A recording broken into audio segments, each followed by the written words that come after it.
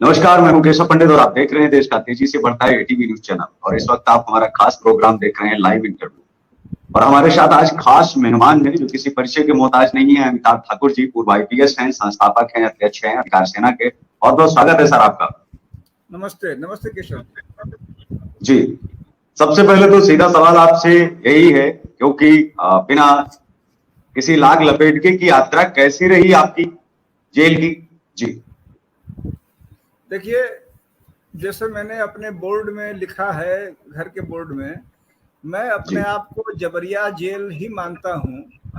इस मामले में शासन का, सरकार का अपना एक मंतव्य होगा। उनका मानना है, उनका दावा है कि उन्होंने मुझे अपराधी पाया, उन्होंने मुझे जेल भेजा और मैं 7 महीने जेल में रहा, वगैरह वगैरह। लेकिन मुझे पूर्ण विश्वास है कि चूंकि हमारे देश में एक संवैधानिक व्यवस्था है, एक मजबूत न्यायपालिका है, अतः चीजें निश्चित रूप से समय के साथ सामने आएंगी। और मैं यह मानता हूं और मुझे मानने का अधिकार है कि यह सिद्ध होगा कि यह एफआईआर राजनीतिक कारणों से, अन्य कारणों से, गलत इरादों के साथ, बदनीयती के साथ लिखवाई गई। मुझे जिस प्रकार से अरेस्ट किया गया उसकी नीयत ठीक नहीं थी। ये पूरा का पूरा ताना बाना जो है वह गलत तथ्यों पर आधारित था। ऐसा मुझे विश्वास है कि माननीय न्यायालय देर सवेर इस बात को सामने लाएंगी और मुझ पर जो आक्षेप लगे और जिस बात को लेकर तमाम लोगों का भी मंतव्य है कि गलत हुआ, वह बात प्रमाणित होगा। ये ईश्वर से मुझे उम्मीद है, माननीय न्यायपालिका से मुझे पूर्ण विश्वास है कि ऐसा होगा। यह तो एक पहलू है। दूसरा पहलू यह है कि आपने कहा कि जेल में मेरी यात्रा कैसी रही, तो मैं ये कह सकता हूँ कि एक तो इस बात से हम सभी सहमत होंगे कि 7 महीने का समय एक लंबा समय होता है और एक समझिए कि लगभग 2 सेमेस्टर के बराबर होता है। तो मुझे समझिए कि जेल में 2 सेमेस्टर की पढ़ाई मैंने कर ली। सेमेस्टर 1, सेमेस्टर 2 मैंने जेल का पूरा कर लिया। 3.5-4 महीने का सेमेस्टर होता है, मैंने 2 सेमेस्टर जेल के पूरे किए। तो उनमें 2 पहलुओं पर विशेष करके मैं समझता हूँ मेरी जिंदगी चली। एक तो जिसको लोग कहते हैं या मेरे जो साथी हैं या शुभचिंतक हैं कहते हैं कि ये बड़ा जुझारू है या सामाजिक दायित्वों से ओतप्रोत है और उन चीजों में वो लगा रहता है, प्रयास करता है। तो जेल में जब मैं गया तो जेल की अपनी एक अलग दुनिया है, उनकी अलग परेशानियां हैं। आपको शायद जो जो जो जो सौभाग्यशाली नहीं रहे हैं जेल जाने का, वह नहीं जानते हैं कि वहाँ क्या क्या चीजें हो रही हैं, होती हैं। कल ही जैसे मैं गया था अदालत अपने इसी मुकदमे में, मैंने देखा वहाँ अदालतों में हवालात होता है जहाँ जेल के कैदी आते हैं। आपको जान के आश्चर्य होगा कि एक ट्रक में जिसमें मुश्किल से 15 या 20 लोग बैठ सकते हैं, 50-60 लोगों को, कैदियों को आज भी भेड़ बकरियों की तरह, जैसे कि आपके ये भेड़ बकरी वास्तव में जिस तरह से भरे जाते हैं, और जानवरों तक पर भी अब तो एनिमल क्रुएल्टी एक्ट लग गया है, लेकिन कैदियों को लेके एनिमल क्रुएल्टी एक्ट नहीं है। ये आप उन्हें एनिमल मान लीजिए तब भी तो उनके साथ क्रुएल्टी न कीजिए। आप इंसान नहीं मान रहे हैं, न मानिए। आप जानवर मान के तो उनके साथ कम से कम इंसाफ कीजिए। 60-60 लोग, मैं खुद उस और उन ट्रकों में मैं खुद कई बार आया हूँ। वहीं पर अचानक किसी की तबीयत खराब हो गई, कोई वॉमिट करने लगता है, दूसरा आदमी के शरीर को वॉमिट होता है और तीसरा आदमी वहीं बैठा रहता है, सुनता रहता है। तमाम जो चीजें हैं, कल मैंने देखा यहाँ छोटा सा एक हवालात है, 300-350 लोग बंदी उर्फ जानवर, मैं तो यही कहूंगा, उसमें बांध दिए जाते हैं। अभी 18 तारीख को एक बंदी की मौत हो गई। इतनी वहां ज्यादा संख्या में बंदी बंद थे। कल एक बंदी, जब मैं गया करीब 12:30 बजे, एक बंदी बेहोश पड़े थे। कष्ट का विषय है कि इन चीजों पर कोई ध्यान नहीं दे रहा है। कह रहे हैं कि हम जेल भेज रहे हैं, जेल भेज रहे हैं, जेल तो इंसानों को ही भेज रहे हैं, जानवर तो जेल जा नहीं रहे हैं, जानवरों के लिए जेल नहीं है। तो इस मानवाधिकारों का हनन हो रहा है, मानवाधिकारों का हनन हो रहा है। मानवाधिकारों के हनन का मैंने एक पहलू बताया, दूसरा पहलू पिटाई का है, तीसरा पहलू भोजन का है, चौथा पहलू रख रखाव का है। आप जो शौच करते हैं तो आप शौचालय को अंदर से बंद नहीं कर सकते, खुला है, कोई भी आदमी झांक सकता है और झांकते हैं। जेल के जो वार्डन वगैरह जो होते हैं, वार्डन वगैरह, आप शौच कर रहे हैं, ऊपर से झांक लेंगे। आपकी क्या ये रह गई जो प्राइवेसी, जिसके लिए माननीय सुप्रीम कोर्ट तक ने कहा कि प्राइवेसी इतनी बड़ी चीज है, क्या जेल के कैदी की प्राइवेसी नहीं है? उसका कोई मायने नहीं है। उसे नंगा या चड्डी में बाहर नहाना पड़ रहा है, हर प्रकार से प्राइवेसी उसकी खत्म, उसके पास कोई प्राइवेसी नहीं है। पिटाई अलग से हो रही है, जो काम धंधों में उसको लगाया जा रहा है वह गंभीर है। एक तो यह पहलू था जो सार्वजनिक पहलू थे, जिस पर मैंने अपना ध्यान देने की कोशिश की। और जाहिर सी बात है कि जेल के अधीक्षक हों, जेलर वगैरह हों, जेल के कर्मी हों, उन्हें मेरी यह बात लगातार नागवार लगती थी। जेल के कर्मी या जेलर वगैरह जिस कैदियों से बात करते हैं, तुम तड़ाक करना, माँ बहन की गाली मामूली बात है, छूटते ही माँ बहन की गालियां दी जाती हैं। मैंने इनका प्रतिरोध किया, प्रतिवाद किया, तो मैं उनकी निगाहों में जाहिर सी बात है मैं खटकता रहा। और दूसरा पहलू था कि चूंकि मैं एक विशिष्ट कैदी था उनकी निगाह में, तो अन्य लोगों की तुलना में मुझ पर और भी तमाम प्रकार के, मैं कहूंगा कि अत्याचार, कदाचार हुए, उत्पीड़न हुआ। वह मेरी व्यक्तिगत व्यथा थी। उन व्यथाओं को लेकर मैं लड़ रहा हूं। कैदियों के अन्य मामले जो है, सार्वजनिक मामले, उनको भी लेकर प्रयासरत हूँ। मेरे साथ जो अत्याचार हुए, पिटाई हुई, गाली गलौज हुआ, ये जो बातें हुई, उनको लेकर अलग लड़ रहा हूँ। क्योंकि यही मेरा, मैं कह सकता हूँ कि यही मेरा कार्य है कि जो भी मुझे लगता है कि गलत है, अत्याचार है, उत्पीड़न है, जो कुछ भी गलत हो रहा है उसका विरोध कर सकूं, प्रतिरोध कर सकूं, यह मैं अपना दायित्व मानता हूं, जीवन का उद्देश्य मानता हूं। और ये अधिकार सेना भी उसी उद्देश्य से है, अधिकारिकता मेरी क्या हो, तो वह प्रयास मेरा चल रहा है। बिल्कुल। देश में जब हम बात करते हैं तो लोग कहते हैं अक्सर हमेशा कि हमारे IAS IPS देश की क्रीम है, मलाई, उनसे ही देश चलता है। जो रात भर लौ जला करके महीनों बंद रह करके पढ़ाई कर सकते हैं, IAS IPS बनने के लिए जो है इतनी कड़ी मेहनत कर सकते हैं, वो इतनी जल्दी हार मानने वाले तो होते ही नहीं है, क्योंकि वो तप करके कुंदन बने होते हैं, इसमें कोई शक नहीं। और आपको देख करके ऐसा लग भी रहा है, बहुत सारे जो लड़ने वाले लोग हैं वो इंस्पायर भी होंगे इस चीज को लेकर के कि आपके अंदर जो एक क्रांति की भावना है वो कोई बुझने वाली भावना नहीं है, उसको जला करके और आगे ले जाने की भावना आपके अंदर है। लेकिन समझ में ये नहीं आता है कि बहुत सारे लोग लड़ाई लड़ रहे हैं, वर्तमान समय में विपक्ष भी वही लड़ाई लड़ रहा है, वही लड़ाई अमिताभ ठाकुर जी भी लड़ रहे हैं, लेकिन सरकारें बदली, विचारधारा नहीं बदली। आखिर कौन सी सरकार की ऐसी आपको खुफिया जानकारी मिल गई, ऐसा कौन सा आपके हाथ लग गया कि जो सरकारें आपके पीछे पड़ गई पूरी तरीके से? सरकारें बदल गई लेकिन वो विचारधारा नहीं बदल पाई। जी देखिए, ऐसा है कि ईमानदारी की बात है कि मेरे पास किसी की भी कोई खुफिया जानकारी नहीं होती है। मैं खुफिया कार्य में विश्वास नहीं करता। अगर मेरे पास कोई जानकारी किसी की होती है तो मैं उसे सार्वजनिक करता हूं, क्योंकि सार्वजनिक करने पारदर्शिता और उत्तरदायित्व, ट्रांसपेरेंसी और अकाउंटेबिलिटी ही वह क्षेत्र है जिसमें मैं कार्य करता हूं, जो मेरा प्रमुख क्षेत्र है।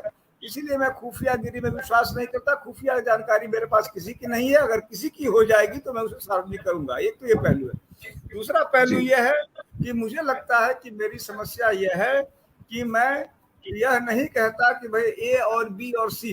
मेरी निगाह में बहुत पहले, आपको याद हो, अब तो वो दिवंगत हो गए, और मेरे और मैं समझता हूँ तमाम लोगों के लिए बहुत ही प्रिय थे खुशवंत सिंह साहब। उनका एक आता था, न काहू से दोस्ती न काहू से बैर, वो एक लिखते थे अपना, उसी नाम से अपने कॉलम लिखते थे। तो वही स्थिति मैं समझता हूँ, मैं अपनी मानता हूँ। मेरी व्यवस्था में जो गड़बड़ियां हैं, व्यवस्था की कमियां हैं, व्यवस्था की खामियां हैं, उनसे मेरा वैर है। व्यवस्था में बैठे व्यक्ति से भी मेरा वैर नहीं है, कोई वैर नहीं है। आज तुम हो, कल तुम रहोगे, परसों तुम रहोगे, बदलते रहोगे। अरे कोई नहीं जानता एक दिन मैं ही व्यवस्था बन जाऊं, यह भी कोई बड़ी बात नहीं है। किस्मत किसने किसकी देख रखी है। लेकिन प्रश्न यह नहीं कि व्यवस्था में बैठा कौन है, प्रश्न यह है कि क्या व्यवस्था एक आम आदमी को उसका अधिकार दे रहा है। व्यवस्था के अंदर बैठे हुए जो चुने हुए लोग हैं या जो ताकतवर लोग हैं, जिसमें आप भी आते हैं, आप चौथा खंभा है। मैं कभी था उसमें, प्रशासनिक विभाग में था, कभी उसमें लेजिस्लेचर में है, और कोई न्यायपालिका में है। तो ये चारों 5-6 खंभे जो हैं, क्या ये खंभे अपनी जगह वास्तव में खंभे के रूप में काम कर रहे हैं, या खंभे गरीबों को कुचलने का काम कर रहे हैं?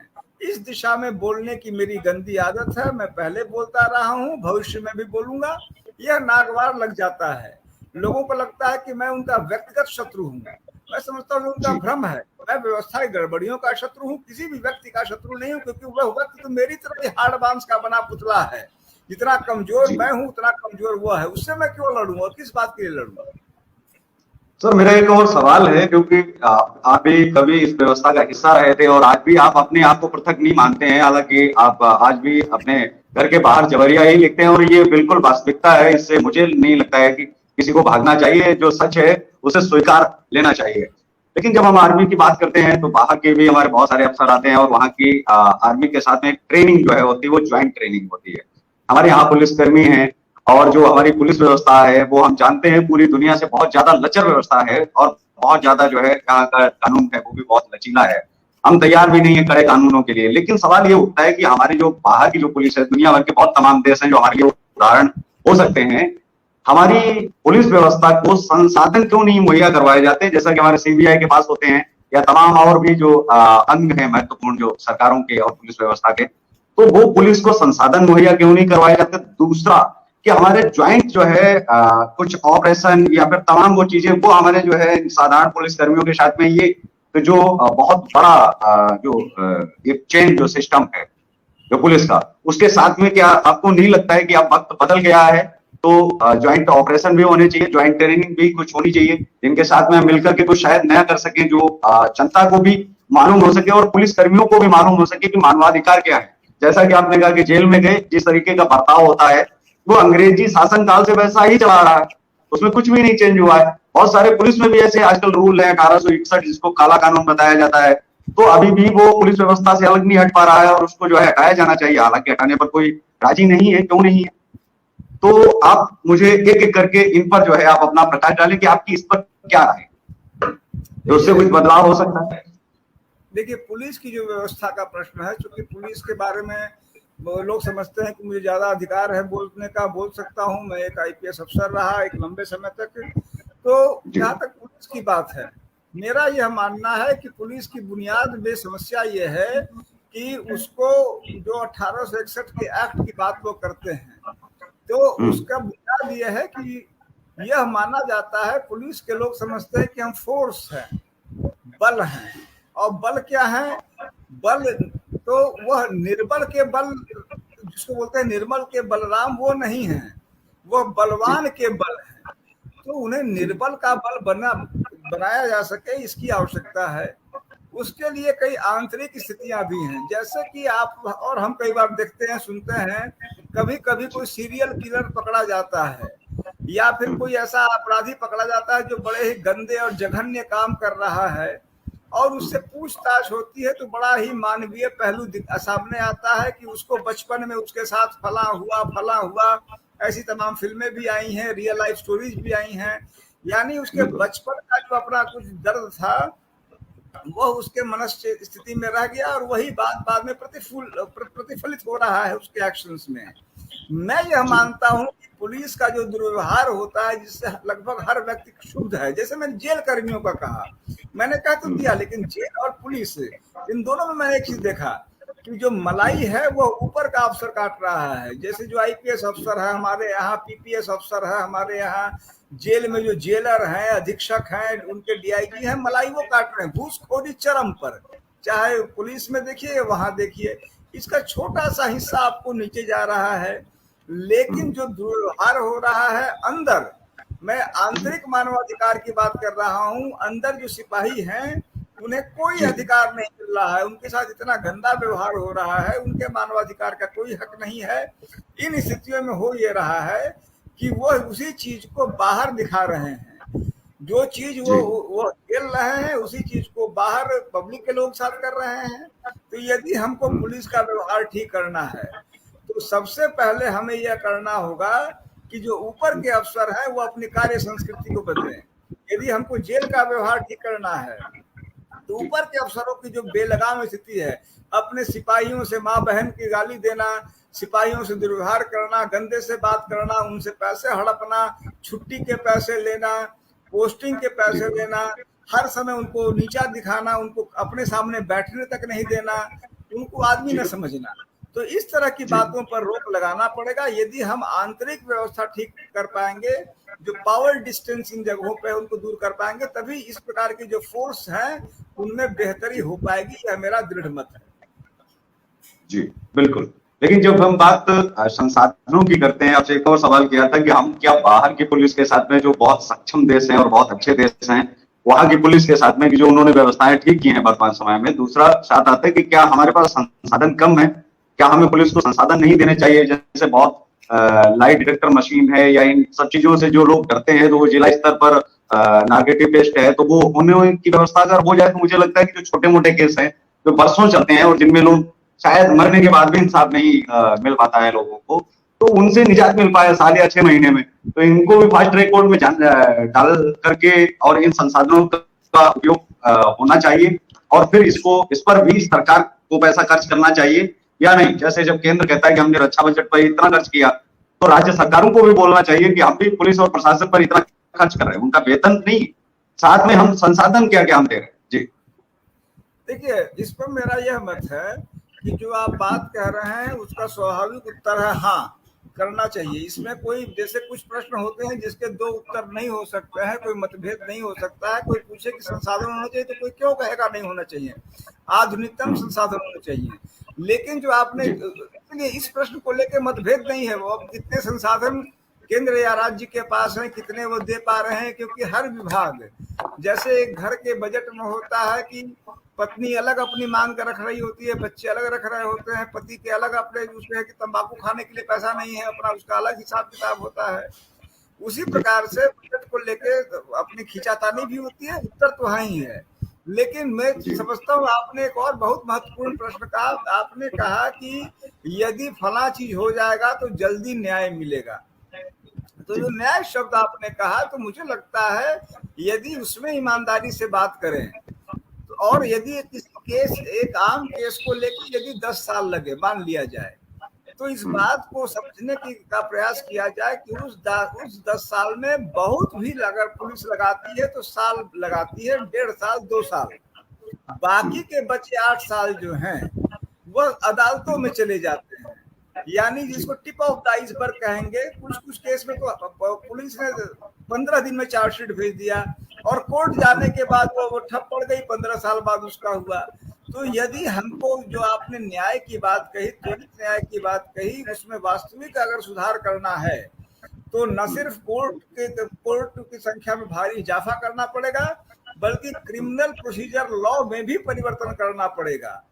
और यह करना पड़ेगा ताकि हर कीमत पे, जैसे कुछ टेलीविजन में कुछ इलेक्ट्रॉनिक टीवी हम कहते हैं खबर हर कीमत पे, तो उसी तरह से त्वरित हर कीमत पे का ये करना पड़ेगा कि हर कीमत पे वो त्वरित न्याय हो सके। और जाहिर सी बात है कि उसमें यदि अभियुक्त को लाभ मिल रहा है तो दीजिए, वो एक अलग बात है, लेकिन उसको विलंबित ना कीजिए। साल भर साल 2 साल, एक बार कोर्ट में केस चला गया तो न जाने कितने महीनों तक वो केस चलता है। तो इस चीज का एक कारण तो संख्या बल में कमी है कोर्ट की, और दूसरा और मेरी निगाह में ज्यादा महत्वपूर्ण है कि जो प्रोसीजर उसका बना रखा है, और जिस प्रकार से माननीय न्यायाधीशों को अब तक इस बात के लिए वास्तव में मेरी निगाह में सेंसिटाइज नहीं किया गया है, या उनको इसके लिए अकाउंटेबल नहीं बनाया गया है कि भैया अगर केस नहीं किया करेंगे तो आप उसके लिए उत्तरदायी हो सकते हैं। और इसी कारण से जो है कि कई बार तारीख मिल जाती है, आप गए, आपने अंगूठा लगाया, तारीख पा लिया। ये तारीख दर तारीख जो उस फिल्म में कहा गया था, दामिनी में उसने कहा था हीरो ने, वह दामिनी की स्थिति आज है, और उसमें एक ठोस प्रयास की जरूरत है कि हम तारीख दर तारीख की स्थिति को बदलें यदि हम त्वरित न्याय देना चाहते हैं। जी, दूसरा एक मेरा और प्रश्न है कि जब हम बात करते हैं शिक्षा व्यवस्था की, तो इसमें आप कैसे आप देखते हैं कि इसमें क्या हमें शिष्टाचार, संयम, अनुशासन, ये सब चीजें क्या हमें नहीं सिखाई जानी चाहिए, और उसके साथ साथ हमें कानून पढ़ाया जाना चाहिए या नहीं? अगर एक बच्चे को तीसरी क्लास में या दूसरी क्लास में या 5वीं क्लास में पता चल जाए कि चोरी की सजा 6 महीने जेल है या फिर जुर्माना भी है, और शायद अगर साबित हो गया तो हमें कोई बचा भी नहीं पाएगा, क्यों ना हमारे पिता मुख्यमंत्री हों, तो जब अगर उसको चोरी का ये पता चल जाएगा, तो उसको जब ये पता है कि चोरी करना अपराध है, चाहे वो पेंसिल हो या फिर किसी और अन्य वस्तु की चोरी, तो वो पेंसिल ही नहीं चुराएगा, आगे चल करके वो शायद अपराध को अंजाम ना दे। अगर उसके मन में एक डर बैठा होगा कि चोरी करना अपराध है, हम छोटे स्तर के अभी हैं तो हमें हमारे लिए ये सजा निर्धारित हमारा गुरु कर रहा है, लेकिन आगे चल करके अगर हम बड़ी चोरी करते हैं तो उसकी सजा जो है वो माननीय जज करेंगे। जी केशव जी, मैं समझता हूँ ये आपने जिसको कहते हैं अंग्रेजी में फूड फॉर थॉट, बहुत ही अच्छी बात कही। ईमानदारी की बात यह है कि निश्चित रूप से कई ऐसे विषय हैं जिनको शायद न भी पढ़ाया जाए, जैसे उसमें जैसे कि कई लोग माने न माने अपना अपना सोच है, अपनी अपनी सोच है। मैं आपकी बात जब आप कह रहे थे मैं सोच रहा था कि आदमी इतिहास कम भी जाने, कुछ केमिस्ट्री फिजिक्स भी कम जाने, तब भी शायद उसका बहुत कुछ चल जाए, लेकिन भला आदमी जान ही नहीं रहा है कि यह अपराध है, यह अपराध जो दैनंदिनी की चीजें हैं, अपराध है नहीं है या सिविल राइट हैं। मैं देखता हूँ मेरे पास या मेरी पत्नी नूतन ठाकुर, हम लोग के पास लोग बेचारे इतने छोटी छोटी बात के लिए पूछने आते हैं कि साहब हमारी पत्नी से झगड़ा है, हम कहाँ जाएं। कानूनन जो जानकारियां हैं, कानून की जानकारियां हैं, कानून तो जिंदगी का हर पहलू में है। किसको हम RTI लिखें, ये सूचना किससे मांगे, तो यह बातें मुझे लगता है कि हम 4-6 सब्जेक्ट्स जो हैं ऐसे, जो कि हमको काबिल तो बनाता है लेकिन दिन रात काम के लिए उपयोगी नहीं बनाता है। तो ये तो आपने बहुत ही अच्छी और वाजिब बात कही है कि हम उनसे पीछा छुड़ा सकते हैं। भाई जिसकी बड़ी इच्छा है वो इतिहास पढ़े, भूगोल पढ़े और इंग्लिश लिटरेचर भी पढ़े, लेकिन अब हर आदमी यदि शिक्षा में जा रहा है वो यह तो जाने कि उसके आसपास का कानून क्या है, विधि क्या है, मैंने बिजली विभाग क्या करता है, सिंचाई विभाग क्या करता है, किसकी क्या व्यवस्था है, कहाँ से क्या होता है, मीटर खराब है तो कहाँ जाना है, वगैरह वगैरह, जो दैनंदिन की चीजें हैं, चाहे कानून की हो चाहे अन्य चीजें। तो ये आप बहुत अच्छी बात बता रहे हैं और इस पर हम लोग को ध्यान देना चाहिए।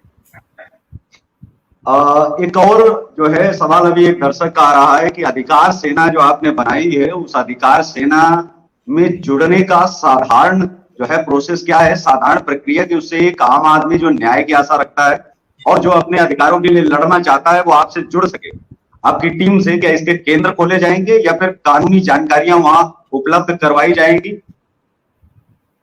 देखिए, क्योंकि मेरी एक समस्या है कि मैं झूठ नहीं बोल पाता, तो मैं पहली बात ये कहूँगा कि हम लोग एक बहुत ही प्राथमिक स्टेज पे हैं। कई बार मान लीजिए और मैं तो ऐसे ही 5 फीट 4 इंच का छोटा कद का आदमी हूँ, तो कई बार अपनी हिम्मत से कई बार ज्यादा मैं काम कर देता हूँ। हम लोगों ने यह कार्य शुरू कर दिया, अभी हमारे पास संसाधन बहुत कम है, लेकिन नहीं, आपकी तरह हमारे मिर्जापुर में भी जो है मिर्जापुर से हैं जो पुलिस अविनाश प्रकाश पाठक जी, और जिनके साथ बहुत गलत हुआ पुलिस विभाग में, आज उनको निकाल दिया गया। पुलिस उत्तर प्रदेश पुलिस परिवार कल्याण समिति के वो शायद महासचिव है या सचिव है, और उन्होंने स्पेशल मुझे ये लिख करके जो है भेजा है कि आप जो है अमिताभ सर से पूछें कि अधिकार सेना में कैसे जुड़ सकते हैं, कि आज हर व्यक्ति अधिकार चाहता है। उनके साथ भी ये गलत हुआ है क्योंकि आप बड़े अधिकारी रहे हैं, पढ़ाई से आप नहीं बच पाए हैं, तो वो उनके साथ भी जो है ऐसा बर्ताव किया गया और वो अभी भी जो है मुकदमा शायद लड़ रहे हैं।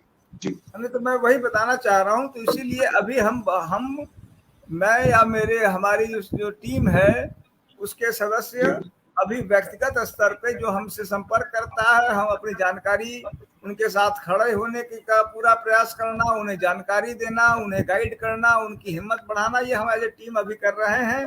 हम अपने स्ट्रक्चर को धीरे धीरे बढ़ा रहे हैं। हम प्रयास कर रहे हैं कि जनपद, तहसील और ब्लॉक स्तर तक हमारी टीम रहे। अभी हम उसमें बहुत ही पीछे हैं, अभी बिल्कुल प्राथमिक स्तर पे हैं।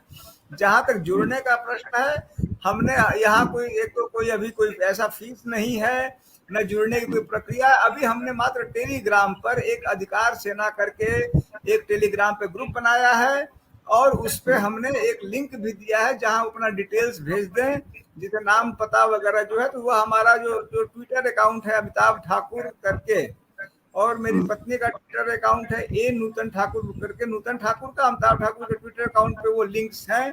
तो जो भी साहब यदि जाना चाहते हैं उस पे शामिल होना चाहते हैं, तो पहले हमारे जो टेलीग्राफ ग्रुप पे जुड़ जाने से मेरी जो बात है वो हम लोग संप्रेषित कर सकते हैं। वो मुझसे चाहे, मेरा नंबर भी मेरे व्हाट्सएप तो खैर ही है, मेरे ट्विटर पर नंबर है, मेरी पत्नी के फेसबुक पे नंबर है, हमसे संपर्क कर सकते हैं। हमारी टीम को भी हम जल्दी वेबसाइट बना के हम उनको लाएंगे।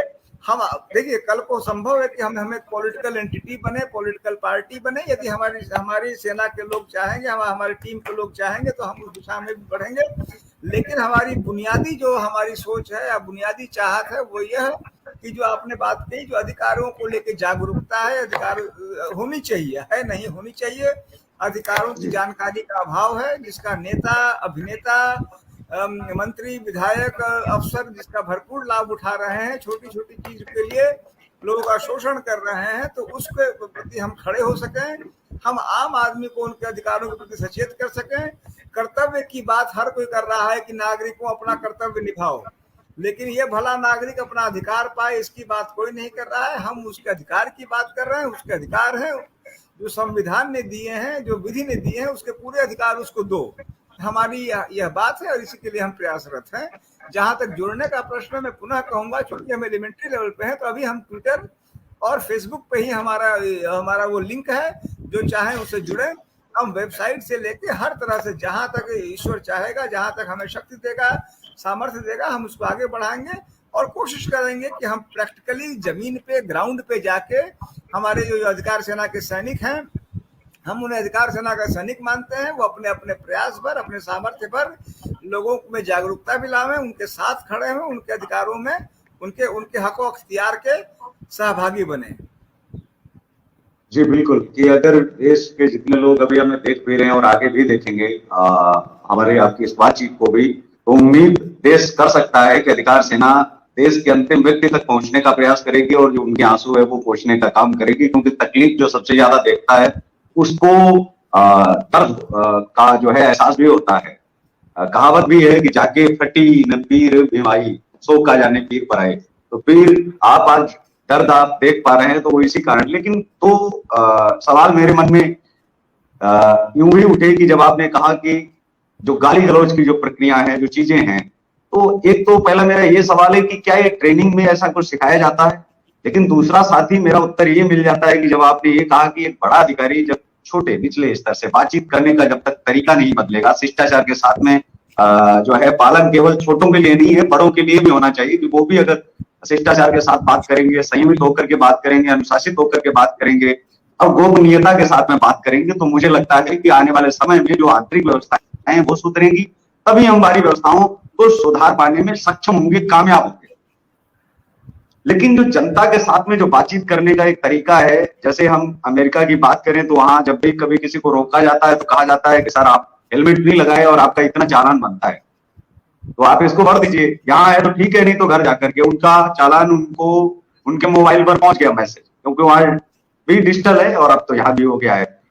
यहाँ लोग परिचय देने लगते हैं कि नहीं जी आप विधायक जी से आप बात कर लीजिए, आप इनसे, आप इस पुलिसकर्मी से बात कर लीजिए। क्या इस पर भी मुझे लगता है कि उनको अपने कैमरे लगाए जाने चाहिए? जैसे दिल्ली में एक बड़ी व्यवस्था हमारे जो है की गई थी कि चेकिंग के दौरान उनके कैमरे लगे होने चाहिए कि सामने वाला कैसे बात कर रहा है और किस स्थिति में बात कर रहा है, तो उन पर भी जुर्माना ठोका जाना चाहिए या नहीं, जो दूसरों से बात करवाते हैं। सीधा सा पहली बार तो वार्निंग दे दें, लेकिन अगर ऐसा बार बार उसी व्यक्ति के साथ में ऐसा आ रहा है कि हेलमेट नहीं लगाए, उसको चालान तो भरना ही पड़ेगा 100%, जो कानून तोड़ रहा है, बच के नहीं जाना चाहिए। इसके लिए क्या चेकिंग के दौरान, ये सबसे बड़ी समस्या है। और इसमें भी आपके लिए सवाल यह है कि इसमें कुछ बदलाव होना चाहिए। जो कैमरा तो लगाया जाता है, डिलीट भी किया जा सकता है, लेकिन जनता को भी वो पूरी रिकॉर्डिंग अगर कोई मांगता है आरटीआई के, उसमें 1 महीने के अंदर या 1.5 महीने के अंदर, कि उसको एक सुरक्षित रखा जाना चाहिए या नहीं, कि अधिकारियों तक उसको भी आरटीआई के दायरे में लाया जाए। अगर कोई ऐसी घटना हो गई किसी व्यक्ति के साथ में तो वो निकलवा सके।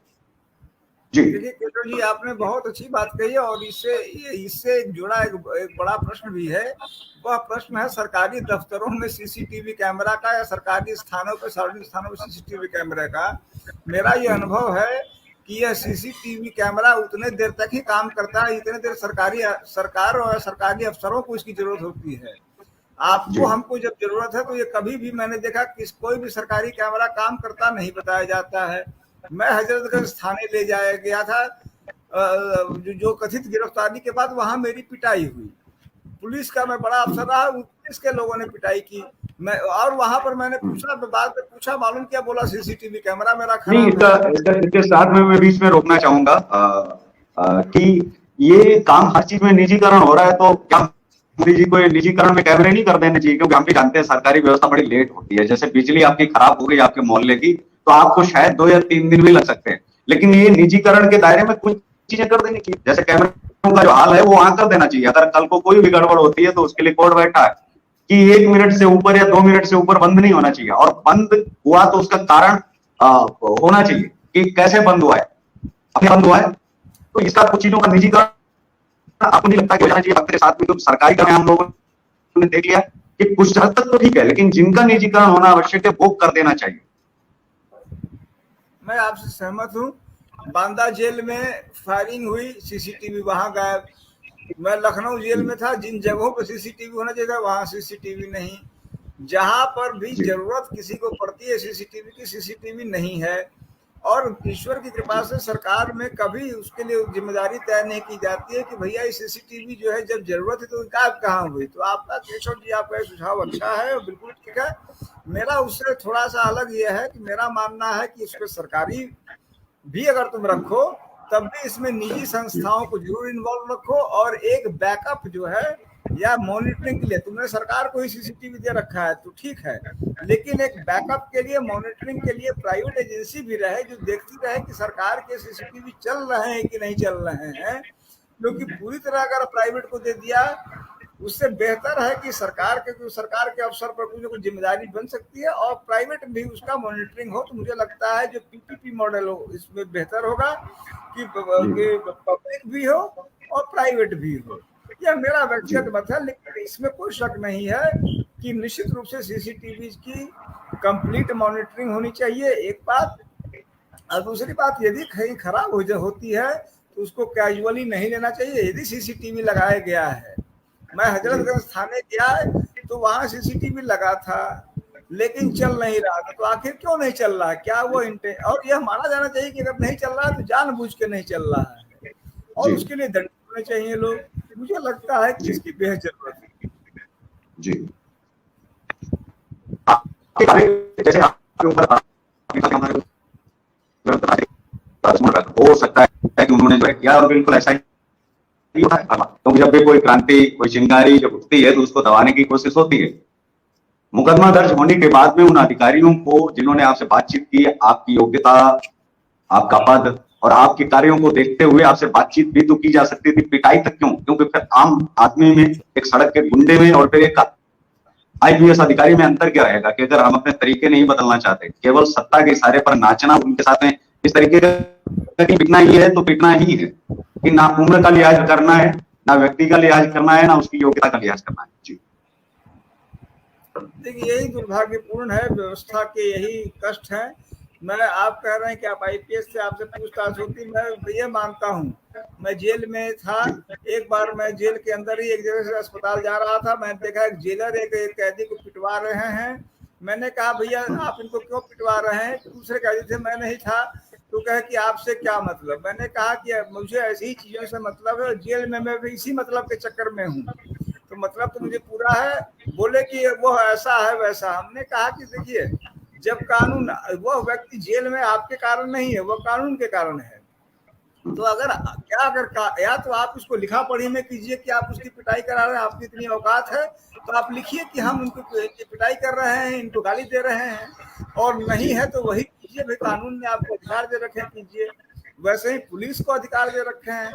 क्या मुझे नहीं लगता कि कोई भी ऐसा कानून है कि आप गाली देके या मारपीट करके किसी भी व्यक्ति से कोई भी शक्ति संपन्न व्यक्ति बात कर सकता है। पुलिस वाला, सेना वाला, या फिर मान लीजिए जेल वाला, या कोई भी, ये अधिकार किसी को नहीं है। कानून सम्मत काम करे। और आईपीएस ही क्यों, एक आम नागरिक के साथ, हर व्यक्ति के साथ, गरीब से गरीब व्यक्ति के साथ जो कानून है उसका पूर्ण पालन होना ही चाहिए।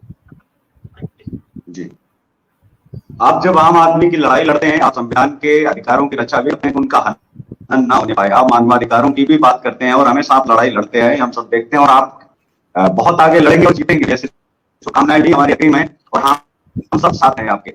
लेकिन वही प्रश्न आता है कि जब आप की बात नहीं बोलते हैं, लेकिन अब हम सिर्फ इतना पूछना चाहते हैं कि जो धर्म के बारे में बात करते हैं, मंदिर और मस्जिद की बात करेंगे, उनके लिए ही हिंदू और मुसलमान खड़े होंगे, लेकिन क्या आप संवैधानिक अधिकारों की रक्षा करने की जब बात करेंगे तो आपके साथ में खड़ा नहीं होना चाहिए कि नहीं, आप तो सरकार के साथ में आप खिलाफ आप बोल रहे हैं, उनके खिलाफ आप बोल रहे हैं, तो हम आपके साथ में खड़े नहीं होंगे जी।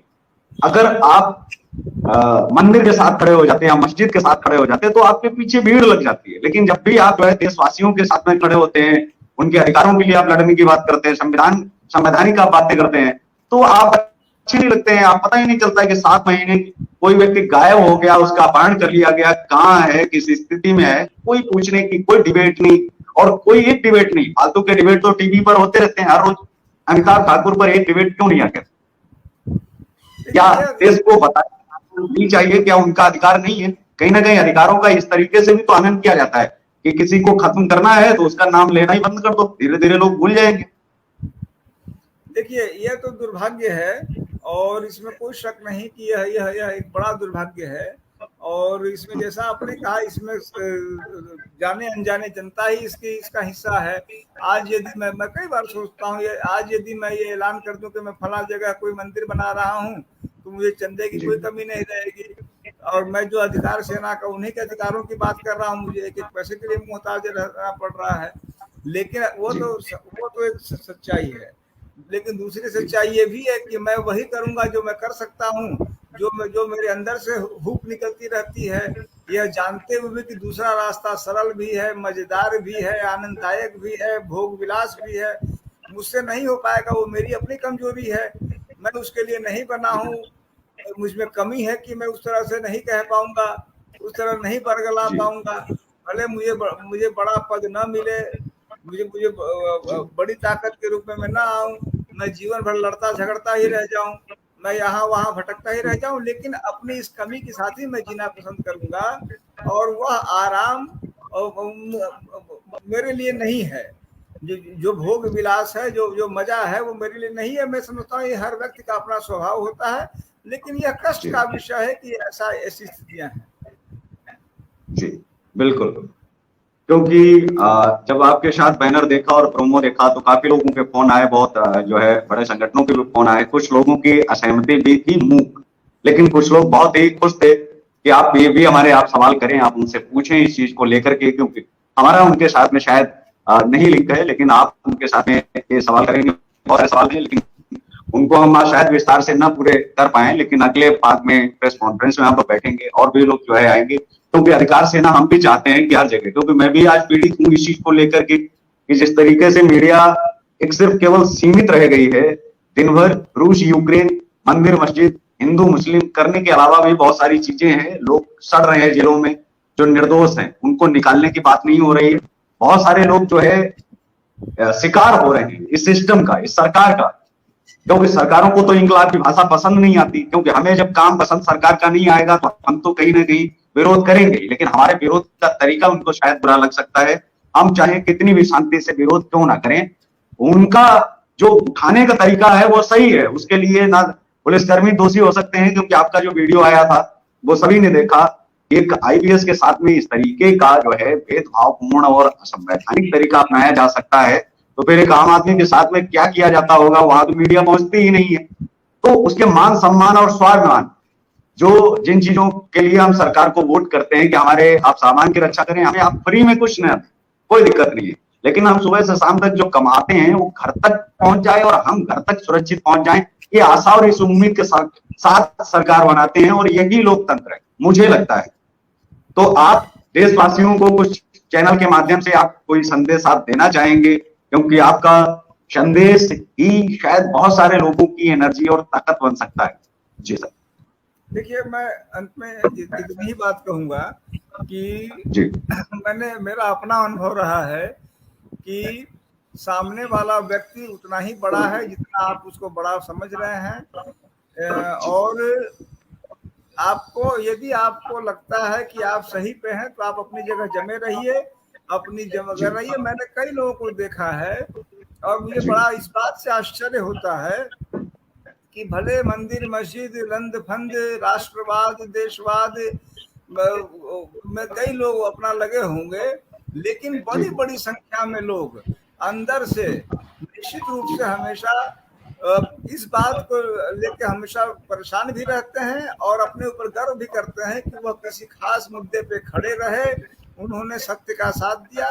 सत्य के प्रति जो ललक है, इंसानी जो जो जो हुक है सत्य के प्रति, वह भी बड़ी गहरी है, वह झूठ के मोहब्बत से कम नहीं है। और तमाम लोगों को सत्य से, ईमानदारी से, सच्चाई से लगाव है। इन सभी लोगों से मेरा अनुरोध है कि वह इसको बनाए रखें, अपनी इस आग को बनाए रखें। जैसे जो दुष्यंत कुमार ने कहा, यहाँ नहीं वहाँ आग रहनी चाहिए, जो बात उन्होंने कही, तो ये आग रहनी चाहिए और ये आग आप में, हम में, सब में है। इसे बरकरार रखें, यही आपकी सबसे बड़ी नेमत है। और जिंदगी में आपको सबसे ज्यादा अभिमान इसी बात पे रहेगा, अपने ऊपर। जी बिल्कुल, बहुत बहुत शुक्रिया सर, आप जुड़े और आपने जो है हमारे दर्शकों को तमाम अपने जीवन की जो संघर्ष की वो कहानी जो लोग सुनना चाहते हैं, क्योंकि कई सुनी अनसुनी कहानियां होती हैं, लेकिन लोग सुनना चाहते हैं कि आपके साथ क्या हुआ। हमारे साथ तो हुआ है, लेकिन वो शायद बयान ना कर पाए, लेकिन आपसे शायद उनको और भी उनकी इच्छा शक्ति जो है वो दृढ़ इच्छा शक्ति बनेगी और वो शायद लड़ने के लिए फिर से दोबारा तैयार हों। जो टूट चुके हैं उन लोगों के लिए आप हमेशा प्रेरणा स्रोत रहेंगे। बहुत बहुत आभार, बहुत बहुत शुक्रिया। आज के इस कार्यक्रम में बस इतना ही। आप देखते रहिए देश का तेजी से बढ़ता है AT चैनल।